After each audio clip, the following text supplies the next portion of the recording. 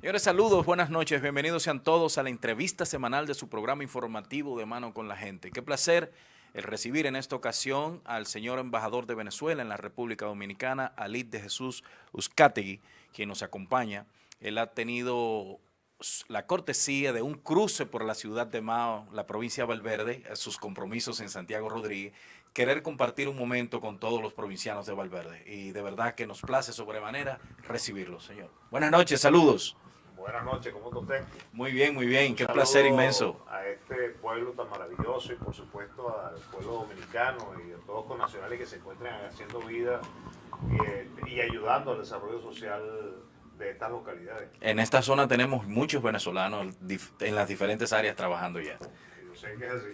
Así es. A propósito de esos venezolanos que ya han decidido buscar otro rumbo en su vida en otros países, como es el caso de la República Dominicana, ¿qué tan frecuente llegan los casos a su embajada de atenciones a estos compatriotas suyos? Sí, hay de alguna otra forma una asistencia la cual está coordinada con la Cancillería Dominicana y que de alguna otra forma podemos de alguna manera colaborar a solucionar algunos problemas migratorios, especialmente cuando hay asuntos de menores de edad o sencillamente por alguna u otra circunstancia tienen que retornar a Venezuela, pues se les brinda toda la asistencia necesaria para que esto llegue a un final feliz, como decimos nosotros, porque resulta ser que las políticas migratorias no en todos los países son muy buenas, no muy buenas en el sentido de bienestar, sino son incómodas porque son procesos legales que hay que cumplir y que están normatizados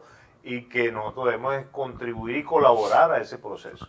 Entonces, entre República Dominicana y Venezuela existe ahorita unas mesas de trabajo que se van a activar dentro de muy poco para hablar sobre el tema migratorio y por supuesto buscar aligerar los procesos, porque hay muchos venezolanos que están haciendo vida aquí en República Dominicana y requieren de estar legalmente con las visas necesarias. Sí. Y para ello se les pide una serie de documentación que podemos de alguna u otra manera validar a través de los diferentes consulados para que ellos de alguna manera hagan su vida de trabajo y sigan aportando al desarrollo de esta gran nación. Así es. El tema obligado, me imagino que en los diferentes medios de comunicación en los cuales usted participa, el tema obligado es la situación de Venezuela. Nosotros somos muy seguidores mediante los medios de comunicación de la situación que se vive. Ahora la gente quiere saber si verdaderamente esa es la situación la cual nos sirven a nosotros mediante los medios. Sí, lo que pasa es que no quisiera adentrar, no es que no quisiera, sino que adentrarme durante el proceso de estos últimos 4 meses tardaríamos no una hora, mucho tiempo. Sí. Lo que sí es cierto de que mediáticamente eso ha sido maltratado, no maltratado de trato, sino mal difundido a través de los medios de comunicación social, públicos, privados, fuera de Venezuela, ya que han presentado un contexto diferente a lo que se ha venido desarrollando. Primero, hay que estar claro de que la República de Venezuela, a través del proceso de la Revolución Bolivariana desde 1929, ha estado prácticamente bajo el ojo visor y el ataque permanente del Departamento de Estado norteamericano y de una oposición que lamentablemente parte de ella es antinacional y apátrida. Y cuando digo esto es porque se ha aliado a un enemigo que le ha prácticamente jurado al gobierno venezolano, primero al presidente Hugo Rafael Chávez Frías y ahora al presidente Nicolás Maduro, de que lo han tratado hasta de dictador. Imagínense ustedes que tenemos una dictadura en Venezuela. Entonces es como yo y muchas personas indicamos, ¿no? La mejor democracia es la que ellos profesan y resulta ser que a lo mejor para nosotros es la mayor dictadura, empezando por el presidente Donald Trump, que de manera injustificada también trata de dictadura al presidente Maduro. Pero bueno, no es una cuestión de que quién nos parecemos que somos. Nuestra situación es que estamos desarrollando la Constitución de la República Bolivariana de Venezuela, la cual fue elegida por prácticamente decisión mayoritaria del pueblo venezolano y como poder originario en 1999, el 15 de diciembre de 1999, y la cual está vigente y es la que nos llevó a desarrollar la Asamblea Nacional Constituyente, la cual nos está permitiendo tocar diferentes puntos y profundizar y fortalecer esta Constitución a través de un primer elemento, mantener la paz en el país, verificar los aspectos jurídicos y legales necesarios para poder atender todos aquellos casos que de alguna otra manera se encuentran dentro de la ilegalidad y que ha permitido y que lamentablemente ha originado un proceso de violencia, hasta de violencia que en Venezuela nunca había ocurrido. Y también algo muy importante que es lo económico, y se está hablando y se está desarrollando un sistema económico post-petrolero en donde con nuestras fortalezas y oportunidades se van a desarrollar otros sistemas para buscar el desarrollo agroindustrial, el desarrollo metalmecánico y también algunos otros procesos el cual permita diversificar la economía y buscar las soluciones y en el tiempo y en el momento ser autosuficiente y no tener que depender de un 70% de las importaciones, que nos convierte prácticamente en un país que depende de una economía monoproductora como es del petróleo y una economía de mercado de puerto, la cual es sencillamente la importación, y eso es una vulnerabilidad no para Venezuela, para cualquier país del mundo, ya que no tenemos la capacidad suficiente como para poder mantener a nuestra población con nuestra propia producción desde el punto de vista agrícola o agroindustrial. Así es. Ahora que usted hace hincapié del uso y aplicación de la Constitución, el presidente Nicolás Maduro también en reiteradas ocasiones en sus discursos hace mención de la Constitución de la República, pero la oposición venezolana dice que se ha pisoteado con las acciones del Estado lo que habla la Constitución. Sí, yo creo que ellos están hablando de la Constitución de 1961. Sí, ¿Por qué? Sí, yo creo que están hablando de esa Constitución, porque hay que recordar que desde que esta Constitución, cuando fue elaborado su texto, desde 1999, cuando se llamó a una constituyente, la Asamblea Nacional Constituyente, y se fue a un referéndum para votar sí o no, la oposición votó no. Nunca la han querido. Es mal querida la Constitución nuestra por un grupo de venezolanos de la oposición que adversan el proceso. Entonces no les ha quedado más que en el tiempo tratar de hacer ver que sí, que están respetando la Constitución, pero resulta ser que es todo lo contrario, porque si vamos a ver, y por ejemplo, un ejemplo palpable, la Asamblea Nacional. La Asamblea Nacional dentro de la Constitución es un poder de los 5 poderes que están plenamente constituidos. ¿Y qué hizo la Asamblea Nacional? Desconocer al presidente de la República prácticamente el 5 de enero del 2016 a través de su presidente y de todos los diputados que en mayoría estaban emplazando ese proceso para ese momento histórico. Entonces están pisoteando la Constitución. Cuando estaban elaborando leyes para poder atacar el bienestar de la población, estaban yendo contra la Constitución, porque ella establece un sistema en el cual el elemento principal es el pueblo, es la sociedad. El poder originario debe ser atendido desde su esencia misma a través de los diferentes elementos esenciales de educación, de salud, de infraestructura, de asistencia, no solamente de viabilidad o de comunicaciones, sino de vivienda, que es lo más importante. O sea, una serie de elementos que se han venido desarrollando, y contra eso es que está luchando la oposición. Y cuando ellos dicen, no, que pisoteó, no, hombre, todo lo contrario, lo que estamos es defendiendo la Constitución a capa y espada, como dicen por allí, y si es posible, bueno, con la misma pérdida de la vida, pero hay que defender esta Constitución, es nuestra Carta Magna, y mal pueden decir que el presidente Nicolás Maduro ha pisoteado. No, la que la han pisoteado lamentablemente es algún grupo de la oposición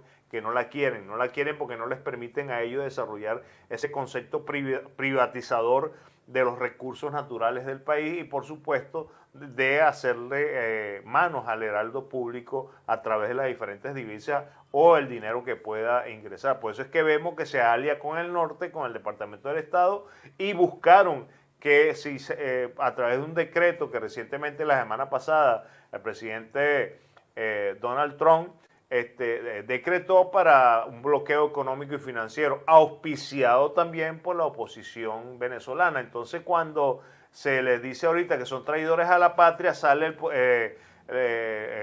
los Estados Unidos, el Departamento de Estado, el presidente Trump a decir que va a tomar acciones contra la Asamblea Nacional Constituyente si declaran traidores a la Asamblea Nacional. ¿Pero qué son? Traidores porque son personas o son elementos que se olvidaron ser venezolanos, ser nacionalistas, ser patria y por supuesto reconocer la Constitución, y el que está contra la Constitución es un traidor. ¿Hasta qué punto considera Venezuela o el gobierno que Estados Unidos tiene cierta injerencia en los asuntos internos de Venezuela? No, cierta no, han tenido total injerencia. Sí, sí, lamentablemente durante la vida democrática en Venezuela siempre ha estado ahí latente, no solamente en nuestro país, en toda América Latina y en el Caribe. Por eso es que vemos la instalación de 7 bases en el mundo. Creo que hay 60 o más de 60 bases militares. De esas 60 bases militares hay 7 que están ahí en Colombia.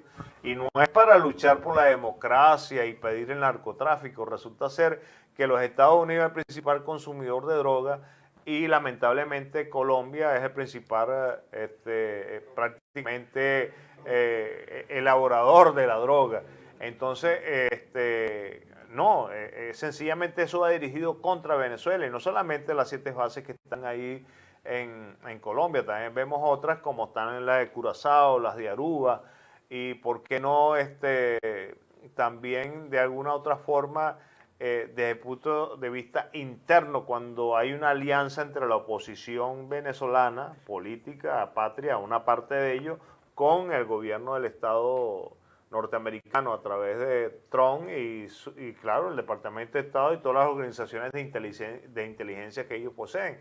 Entonces, en ese contexto, no es que hay una posible, no, siempre han estado ahí en la injerencia. Hay que recordar que en esa injerencia han establecido hasta 3 planes y fechas. Por ejemplo, el comandante del Comando Sur para ese momento, creo que era John Kelly, establecía que para el 2015 debería haberse cumplido una fase, la primera fase del plan Libertad 1, y en el cual en ese plan de Libertad 1 establecía de que debían de buscar desosiego, desabastecimiento, ingobernanza, lo decían públicamente y a través de unos planes junto con la oposición. ¿Y qué es eso? Buscar sencillamente subversión dentro del gobierno, y no dentro del gobierno, sino en el país, para que el gobierno democrático y legítimamente elegido por el pueblo venezolano, que es la República Bolivariana de Venezuela, a través del presidente Nicolás Maduro, pues salir de él y con ello reformar la Constitución. Bueno, digo yo reformar, pero lo que buscan es eliminar la Constitución de la República Bolivariana de Venezuela y adoptar nuevamente la Constitución de 1961, que no es que fuese mala, que nunca la aplicaron, pero que no tiene los mismos elementos que tiene la Constitución de la República Bolivariana de Venezuela de 1999, la cual establece un desarrollo hegemónico en los 4 puntos cardinales, en los 4 puntos cardinales del territorio, en toda su geografía venezolana, y no solamente desde el punto de vista de industrialización, sino de desarrollo social de la población en cuanto a educación, en cuanto a salud, y por supuesto en lo más importante, que es el sustento de lo que es la autodeterminación e independencia de Venezuela. Precisamente de ese desarrollo social que usted habla, ¿cuál es la inversión del gobierno bolivariano de Venezuela en esas áreas? Vivienda, salud, educación. Sí, nosotros estamos hablando ahorita de que dentro de, por ejemplo, el plan de desarrollo para este año 2017 está contemplado el 72% del presupuesto, en donde se le da una marcada importancia a los 3 elementos principales, sin dejar de atender los otros, que es salud, educación y vivienda. Por la sencilla razón de que eso es lo que va a permitir el desarrollo armónico y la formación de un ciudadano de un venezolano o de una venezolana, que le va a dar las herramientas necesarias para poder nutrir no su sustento particular, sino nutrir el desarrollo del país al tener un recurso humano formado y con las capacidades suficientes para aportar a esas capacidades humanas que necesitamos y requerimos, no solamente para Venezuela. Vemos como tenemos una migración hasta otros países que también se van a soportar de él, ¿no?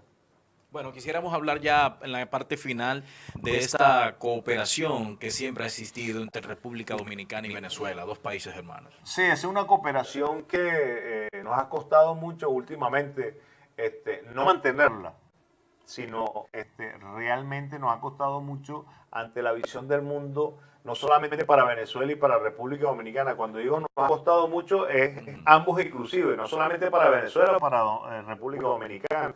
Nos ha costado porque sobre nosotros se ha incidido una serie de elementos, y que me perdonen el gobierno dominicano y el señor presidente cuando lo involucre en esta conversación, como que nos ha costado, porque ha sido así. Cuando vemos que hay personas o hay instituciones o hay organizaciones que tratan de incidir sobre el gobierno en sus decisiones de apoyo a la autodeterminación y a la democracia de Venezuela. Lo vemos como ocurrió recientemente en la OEA, cuando el 3 de abril, de una manera prácticamente absurda y grosera, el secretario general Almagro, algunos le dicen el amargo, ¿no? El amargo. No sé por qué, ¿no? Pero el director general, secretario general, perdón, que equivocó su función y su misión, se convirtió prácticamente en un factor, en un líder político, y ha tratado de pedir que se aplique la Carta Democrática.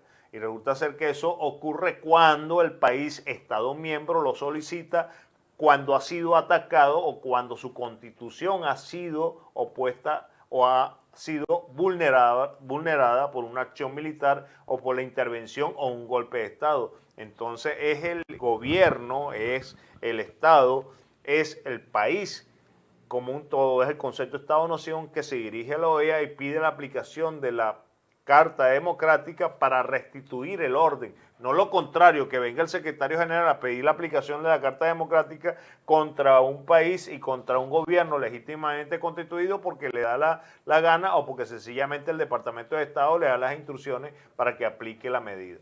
Entonces vemos cómo de alguna otra forma eso ha permitido que República Dominicana se ha mantenido de manera, vamos a decir, no solamente como países hermanos, sino con una rectitud política, y ha dicho de que él respeta no solamente a Venezuela, sino la autodeterminación y la independencia de los países de América Latina y del Caribe, y por ello lo de Venezuela. ¿Qué ha incidido para que las relaciones de dos países hermanos que comparten frontera, el caso de Venezuela y Colombia, no estén en sus mejores momentos? Opa. Sí, buena pregunta, porque es que realmente hay tantos factores allí. Primero hay que hablar que hay países hermanos de esencia, como los países bolivianos, y Colombia es uno de ellos. Sí. Y más aún, lo peor del caso es que Venezuela ha contribuido al proceso de paz en Venezuela. En Colombia, con el tema de las guerrillas. Venezuela ha sido el principal país desde el presidente Hugo Rafael Chávez hasta la presente fecha para soportar y ayudar al proceso de paz colombiano. Y fíjate cómo nos viene a pagar el presidente Santos o su gobierno, de alguna manera de adversar el proceso y decir de que en Venezuela hay una dictadura. Imagínate tamaña posición. Una dictadura en donde el 1% de la población colombiana posee el 80% de las tierras de manejo agrícola. Imagínate tú, el 1% de la población colombiana obtiene casi el 80%, es dueño o tiene posesión del territorio de las tierras de mayor producción. Si eso es democracia, bueno, entonces me quedo con mi democracia venezolana, que ahí hay una distribución lógica y determinada para el desarrollo agrícola, y más aún se han rescatado tierra de esa oligarquía que se mantuvo por muchos años y que todavía hay algunos focos que son los que están luchando junto con la oposición venezolana para tratar de sacar al presidente Nicolás Maduro Moro del proceso revolucionario, del poder y por supuesto eliminar la Constitución. Pero vemos cómo en Venezuela se ha distribuido para buscar ese desarrollo hegemónico y, vamos a decir, equilibrado de lo que es hay una verdadera sostenible. redistribución de la riqueza en Venezuela. Claro que sí, claro, porque cuando estamos hablando que el 72% del presupuesto está distribuido en una, vamos a decirlo así, en un proceso no solamente de desarrollo, sino de inversión. Es una inversión social que se ve a corto, mediano y largo plazo de manera intangible porque lo vamos a ver en la población. Lamentablemente ahorita tenemos necesidades muy perentorias que son de alimentación y de apoyo de insumos para la activación del sistema farmacéutico por ese problema que tenemos de barrera económica y financiera, pero estamos, y el gobierno nacional está haciendo todo el desarrollo y todo el proceso necesario para poder suplir y equilibrar y lograr el normal desarrollo de ese proceso de abastecimiento en alimentos y medicina. Por eso es que el bloqueo está haciendo un efecto. Primero estaba de forma disimulada, ahora está de manera prácticamente decretada. Pero Estados Unidos no son ellos los únicos que existen. Existen otros países como Rusia, como China, como la India, como los países en contexto de los BRIC, en donde también aportan y también dan soluciones, no de manera gratuita, también hay una inversión que tiene que ser Venezuela y la que está realizando. Bien, finalmente una exhortación a los tantos venezolanos que viven en esta zona y a los dominicanos también, finalmente.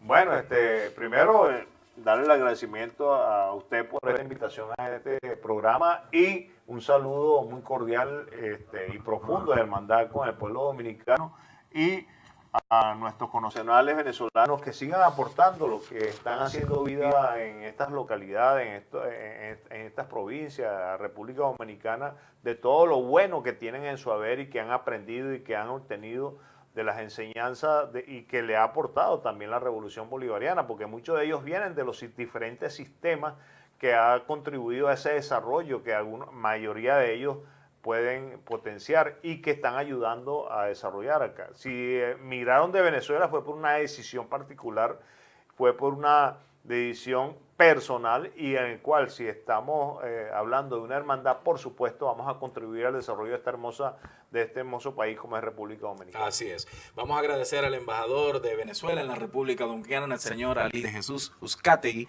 quien nos ha complacido con estos minutos de esta entrevista para el deleite de todos ustedes. Despedimos el programa. Feliz resto de la noche.